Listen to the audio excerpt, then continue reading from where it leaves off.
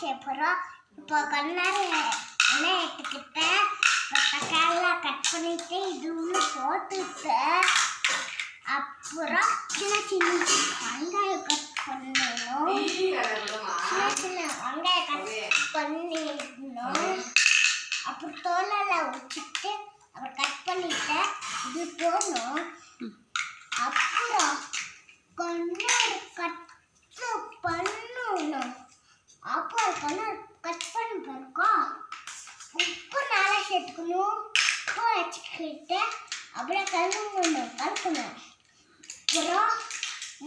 இது மூணில் ஒரு கொஞ்ச நேரம்